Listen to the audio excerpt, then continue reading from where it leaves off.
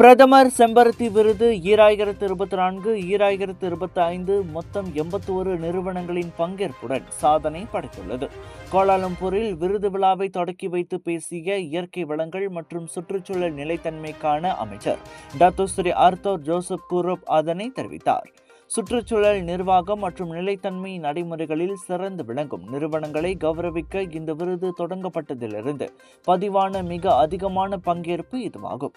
பங்கேற்ற நிறுவனங்கள் உற்பத்தி, ரசாயனம், ஆற்றல், கட்டுமானம், விருந்தோம்பல், செம்பனை தோட்டங்கள் மற்றும் எண்ணெய் எரிவாயு போன்ற துறைகளை உள்ளடக்கியவை. மலேசியாவின் ESG தரநிலைகள் மற்றும் பொறுப்பான வணிக நடைமுறைகளுக்கு நிறுவனங்கள் அளிக்கும் முக்கியத்துவத்தை அவற்றின் பங்கேற்பு வெளிப்படுத்துவதாக அமைச்சர் குறிப்பிட்டார்.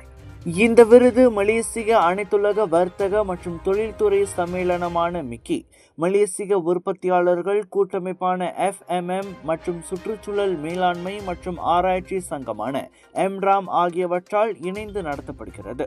பல்வேறு பிரிவுகளில் விருதுகள் வழங்கப்பட்ட நிலையில் முதன்மை விருதான challenge trophy Daikin Malaysia Sendirian Berhad நிறுவனத்திற்கு வழங்கப்பட்டது. அடுத்த ஆண்டு 150 நிறுவனங்களை ஈர்க்க ஏற்பாட்டுக்குழு இலக்கு வைத்துள்ளது.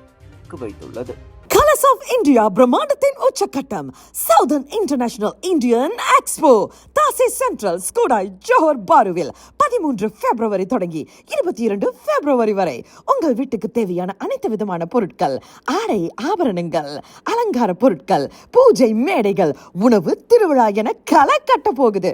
குடும்பத்தோட வாங்க, மகிழ்ச்சியா போவீங்க. 80% விழுக்காடும் காத்துக்கிட்டு இருக்கு. மறந்துடாதீங்க, சவுதர்ன் இன்டர்நேஷனல் இந்தியன் எக்ஸ்போ இவ்வாண்டின் மாபெரும் expo. Big sale, big discount.